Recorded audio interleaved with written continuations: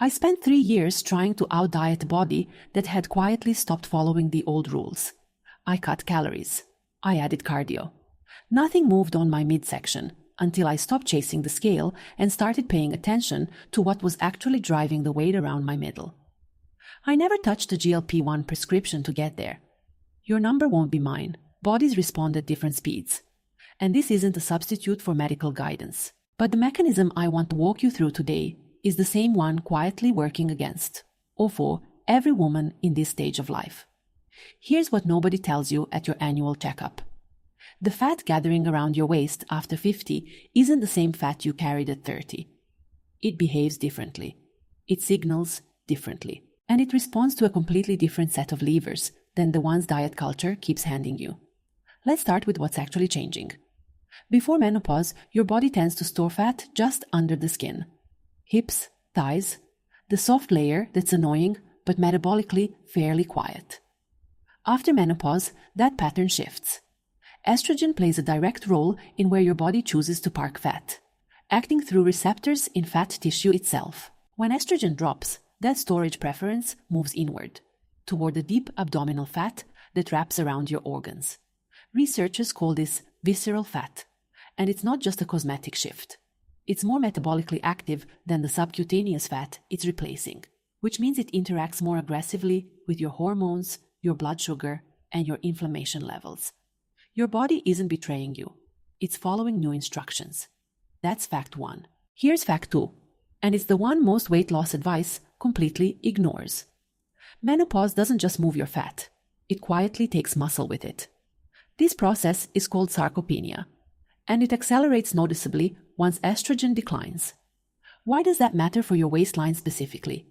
Because muscle is where roughly 80% of the glucose from your meals actually gets used. Less muscle means less capacity to clear sugar from your blood efficiently.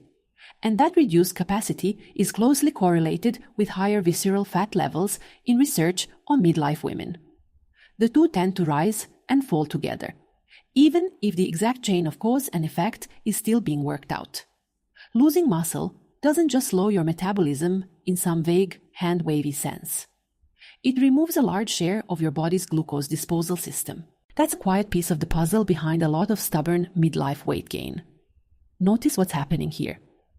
Two systems that are supposed to work together, fat storage and muscle maintenance, are both shifting in the wrong direction at the same time. Less estrogen pushes fat inward. Less estrogen also pulls muscle away. And the muscle you're losing was the very tissue that would have helped manage the fat you're now storing differently. That's not two unrelated problems. It's one hormonal shift creating two downstream consequences that quietly reinforce each other. This is also why the scale can feel like it's lying to you. You might weigh the same as you did 2 years ago and still notice your waistband tighter, your energy lower, your shape changing through the middle. That's not your imagination. Body composition can shift meaningfully. Less muscle, more visceral fat, without the total number on the scale moving much at all. Weight and body composition are not the same measurement. And after 50, that distinction starts to matter enormously. So if visceral fat is the target and muscle is the thing protecting you from it, you'd think the fastest fix would be whatever gets the number on the scale down quickest. That's where the popular GLP-1 conversation comes in. And this is the part worth slowing down for. Here's the counterintuitive piece. Research reviewing GLP-1 medications like semaglutide shows that a meaningful share of the weight people lose on them isn't fat at all. Depending on the study, roughly 20 to 40% of total weight lost on these medications can be lean muscle mass. For a postmenopausal woman who's already losing muscle faster than she was in her 40s, that's not a neutral side effect.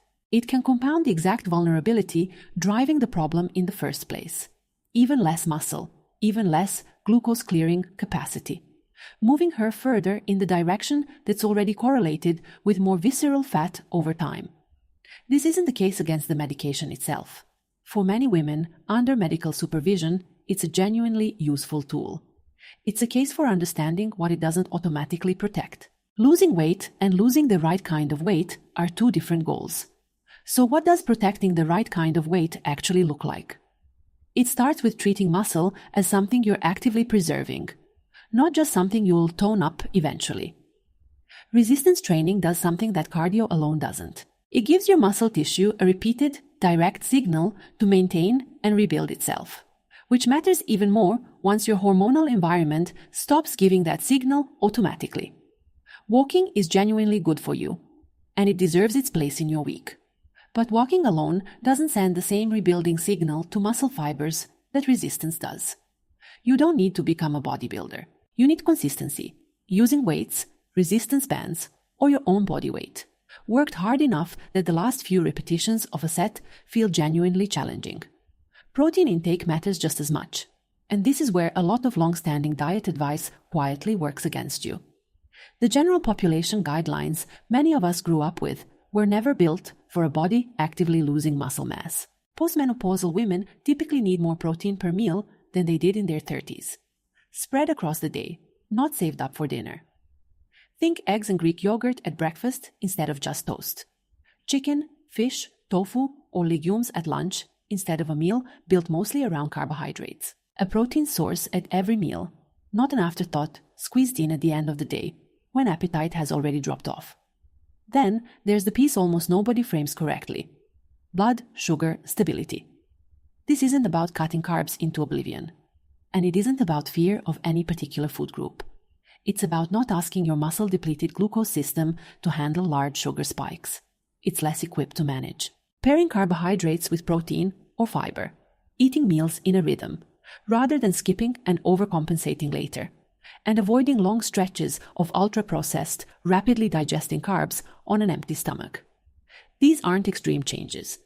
They're small corrections to how often your system is asked to respond to a spike it's now less resilient to. Over weeks and months, fewer of those spikes adds up to a meaningfully calmer metabolic environment. Sleep and stress deserve a mention too, because they're not wellness fluff in this context. They're hormonal.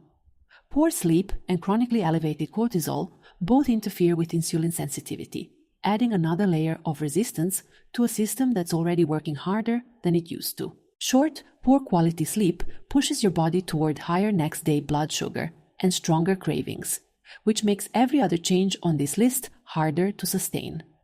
You don't need a perfect routine. You need fewer nights where your body is running on empty and flooded with stress hormones at the same time. There's one more piece worth naming, because it explains why so many women feel like they're doing everything right and still not seeing change. Visceral fat itself is linked to elevated inflammatory signals circulating in the body. It's not a passive storage depot. The more of it you carry, the more those signals tend to circulate, and the more they're associated with interference in insulin's ability to do its job. Researchers see this as a self-reinforcing loop. More visceral fat tracking with more inflammation, tracking with more insulin resistance. This is part of why the shift after 50 can feel like it's accelerating rather than staying steady. You're not failing at something that used to work. You're up against a pattern that reinforces itself. And breaking it takes consistency, not intensity. That's also why extreme short-term interventions tend to underperform here. A crash diet might move the scale temporarily, but if it costs you muscle in the process, you've made the underlying loop worse, not better. The same is true of any approach, medication included, that isn't paired with something protecting your muscle tissue along the way. Slow, steady, muscle-preserving change isn't the compromise option. For this specific biology, it's the direct path. None of this is about willpower. It never was. It's about recognizing that the rules that worked at 35 are addressing a body that no longer exists in the same hormonal state, and building new ones around the body you actually have now. If you've tried versions of this before and felt like it didn't work, it's worth asking a different question than, did I fail? Did the approach actually target muscle preservation, or was it built around calorie counting alone? Did it account for the blood sugar piece, or just assume that eating less would eventually be enough? A lot of well-intentioned effort gets spent on strategies designed for a hormonal profile you no longer have. That's not a personal shortcoming. It's a mismatch between the advice and the biology it was supposed to address. It's also worth being patient with the timeline. Muscle rebuilds slowly. especially in a lower estrogen environment. And visceral fat doesn't clear out overnight either. Most women notice changes in energy and how their clothes fit before they notice a dramatic shift on the scale, sometimes weeks before. That's a sign the underlying composition is shifting even when the number isn't telling the full story yet. Consistency over a few months tends to reveal far more than any single week ever will. Here's the honest version of what real change tends to look like. It's rarely dramatic. A couple of resistance sessions a week. Protein added to a meal that used to skip it. A long walk that stops being the only form of movement in your week. The visceral fat around your middle won't disappear overnight. And it's worth not expecting that. But it can move, slowly and steadily, in a direction it hasn't moved in years. Once you're working with what's actually happening inside your body instead of against it. It also helps to stop measuring progress by the scale alone. Energy, how your clothes fit, how quickly you recover after a workout. These often shift before the number does. If you've been staring at a scale that refuses to move and reading, that is proof nothing is working. It might just mean you're tracking the wrong thing for this particular stage of life. None of this requires perfection. And none of it requires doing everything at once.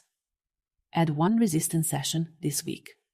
Add protein to one meal that's currently missing it. Notice one stretch of your day where blood sugar spikes and steadies it with something as simple as pairing food differently. Small, muscle-protecting shifts compound in a way that extreme short-lived ones never do. Whatever path you take, medication or none, the underlying biology stays the same. Protect the muscle, steady the blood sugar, give your body a reason to keep the machinery it needs instead of quietly losing it in the background. That's not a quick fix. It's just finally the right target.